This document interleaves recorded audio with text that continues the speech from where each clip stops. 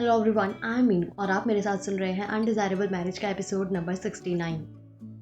वंश के ये पूछने पर कि उसकी गलती क्या है, रिवा उसे घूरते हुए बोली, यही कारण है कि आप मुझे नहीं पसंद। आज अनाया आ गई, चलो ठीक है, वो तो बचपन से आपकी दोस्त रही है और उसके साथ माजरा सीरियस था, पर अगली बार कोई और आ जाएगा। ऐसे कितनी लड़कियों को झेलना पड़ेगा मुझे। झेले इंसान तब जब लड़कियां सही भी हो, पर नहीं, आपकी तो हर एक्स गर्लफ्रेंड में इतना गुरूर, इतना गुमान भरा है कि उनके आगे वो किसी और को कुछ समझती ही नहीं। जब मैं सिर्फ आपकी असिस्टेंट थी तब भी कभी नेहा, कभी स्नेहा, कभी रिया, कभी टिया। हे भगवान, कसम खाटू श्याम जी की, अगली बार अगर कोई लड़की इस घर के अंदर खुद को आपका एक्स बताते हुए आई तो आप घर से बाहर नजर आएंगे, समझे आप। इसलिए अब भी वक्त है, सुधर जाइए। और ये कहते हुए रिवा अब भी उसे चिढ़ भरी नजरों से देखे जा रही थी। वहीं उसकी बातें सुनकर वंश को समझ ही नहीं आया कि वो खुश हो, हैरान हो या दुखी हो। पर अगले ही पल उसने रिवा के हाथों को छोड़ उसकी कमर में हाथ डाला और अपने करीब खींचकर उसकी आंखों में आंखें डाल बड़ी ही सरगोशी से बोला, क्या बात है मिसेस सिसोदिया, उन लड़कियों के लिए मन में इतनी नागवारगी। सच सच बताना, जलन तो नहीं हो रही ना? और अगर हो रही है तो मुबारक हो, कहीं ना कहीं इश्क आपको भी अपनी चपेट में ले ही रहा है। और ये कहते हुए वो एक तिरछी मुस्कुराहट के साथ रिवा की तरफ देखे जा रहा था, जो बस हैरानी से आंखें बड़ी बड़ी किए उसे ही देख रही थी। तभी रिवा उसे खुद से दूर करने की कोशिश करते हुए हकलाकर बोली, ऐसा कुछ नहीं है, आप बेकार में ख्याली पुलाव पका रहे हैं। कोई जलन नहीं है, ये बस चिढ़ है। मुझे ऐसे लोग नहीं पसंद, इसलिए मैं बस आगे अगर ऐसा कभी कुछ हुआ उस बात को लेकर चिढ़ रही थी। ध्यान रखिएगा ऐसा ना हो, समझे आप। और अब मुझे छोड़िए, नीचे दादी और लाडो इंतजार कर रहे होंगे। कहते हुए ना जाने उसने कितनी कोशिश की कि वंश की पकड़ से आजाद हो जाए, पर उसकी गिरफ्त उस पर कसती ही जा रही थी, जो उसके दिल की धड़कनों को बेसाख्ता बढ़ा रही थी। वो वंश के उन सरगोशी भरी नजरों में खोने लगी थी। तभी वंश भी अपने लब उसके लबों के करीब लाते हुए बेहद धीमी आवाज में बोला, नजरें बताती हैं कि हिकारत है आपको हुजूर, किसी और के हमारे करीब आने से, और हर बार चली जाती हैं खुद आप हमसे दूर, किसी न किसी बहाने से। और ये कहते हुए आखिर में वो रिवा के और करीब होने लगा था, पर दोनों के लब टकराते उससे पहले ही रिवा ने उनके बीच अपनी एक उंगली रखी और उसी के जरिए वंश को खुद से थोड़ा दूर करते हुए घबराहट के साथ देखने लगी। पर फिर वो खुद को संभालते हुए वंश से जल्दी जल्दी में बोली, माफ करिएगा, लेकिन इस तरह मेरे करीब ना आया करे, क्योंकि जब आप ऐसा करते हैं तो मेरा ये दिल आपकी भगभग से भी ज्यादा शोर करता है। लेकिन ये कहते ही जैसे ही उसे एहसास हुआ कि वो जल्दी जल्दी में क्या बोल गई, तो उसकी आंखें हैरानी से फिर बड़ी हो गई और वो बड़ी बड़ी ग्रे आंखों से वंश को देखने लगी, जो शरारत लिए उसे ही देख मुस्कुरा रहा था। ये देख उसके गालों पर हया की सुर्खी आ गई और अगले ही पल उसने अपने हाथों में शर्म से अपना चेहरा छुपा लिया।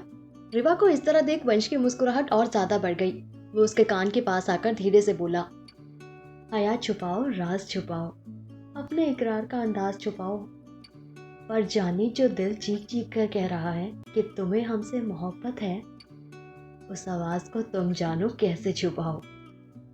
और ये कहते हुए वो कमरे से मुस्कुरा कर निकल गया, लेकिन छोड़ गया सोच में डूबे रिवा को। उसके जाने के बाद जैसे ही रिवा ने अपने चेहरे से अपने हाथ हटाए, वो अपने मन में बोली, ये सब क्या हो रहा है मेरे साथ। वो लड़कियों के बारे में सोचकर मुझे बुरा क्यों लगा। कहीं ये सच तो नहीं कह रहे, कहीं मुझे सच में इनसे प्यार तो। कहते हुए वो रुकी और खुद के जज्बातों का एहसास कर बस मुस्कुरा कर रह गई। फिर एक गहरी सांस लेकर खुद से बोली, एहसास तो हो गया है मिस्टर सिसोदिया, पर इकरार के लिए अभी आपको थोड़ा इंतजार करना पड़ेगा। और ये सोचते हुए वो भी कमरे से निकलकर नीचे आ गई। वहीं इस तरफ अग्रवाल मेंशन में सौरभ जी पूरा दिन बैठे रिमा जी की देखभाल करते रहे। उनके खाने से लेकर दवाइयों तक सब कुछ का ख्याल रखा उन्होंने, और रिमा जी को बिस्तर से उठने तक नहीं दिया। वहीं रिमा जी के दिल में सौरभ जी का उनका इस तरह ख्याल रखना ना जाने कौन से अनकहे जज्बात ला रहे थे। यूं ही पूरा दिन बीत गया और रात हो चुकी थी। सौरभ जी की वहीं बैठे बैठे आंख लग गई थी। उन्हें इस तरह देख रिमा जी अपने मन में बोली, किस मिट्टी से बने हैं आप सर। मोहब्बत तो मोहब्बत, आपने इज्जत भी बहुत दी है, लेकिन मैं चाह कर भी आपको और आपकी मोहब्बत को नहीं अपना सकती, और ना ही आपको दुखी करके जा सकती हूँ, क्योंकि अगर मैंने आपको अपनाया तो ये समाज के साथ धोखा होगा, जो मैं नहीं कर सकती, और समाज के खिलाफ जाना होगा, जिसकी मुझ में हिम्मत नहीं है। और ये सोचते हुए उनकी आंखों में नमी तैर गई, जिसे उन्होंने बड़ी ही सफाई से साफ किया। फिर ना जाने कितनी ही देर तक वो इन चीजों के बारे में सोचती रही। उसके बाद वो बिस्तर से वॉशरूम जाने के लिए जैसे ही उतरने को हुई और अपना पैर जमीन पर रखा, जख्म के कारण उन्हें बहुत तेज दर्द हुआ और उनके मुंह से एक जोर की आ निकल गई। रीमा जी की चीख की आवाज सुनकर सौरभ जी की नींद भी खुल गई और वो घबराकर उनकी ओर आते हुए बोले, क्या हुआ? दर्द हो रहा है क्या? उससे पहले ये बताओ, पैर जमीन पर रखने की क्या जरूरत थी?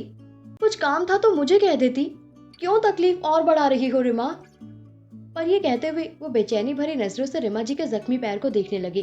तभी रीमा जी उनसे झिझकते हुए बोली, वो दरअसल सर, मुझे वॉशरूम जाना था, मैं इसलिए उठ रही थी, पर अब दर्द के कारण लगता नहीं कि जा पाऊंगी। और ये कहते हुए उन्होंने अपने जख्मी पैर को पकड़ लिया, जो इस वक्त काफी दर्द कर रहा था। वो ये सोच ही रही थी कि वो कैसे जाएगी कि तभी सौरभ जी ने जो किया उससे वो एकदम हैरान रह गई। कब तक का इंतजार करना पड़ेगा वंश को रिवा के इकरार का? क्या किया है सौरभ जी ने जो रीमा जी हैरान रह गई? जानने के लिए सुनते रहिए कहानी के आने वाले एपिसोड्स। Thank you.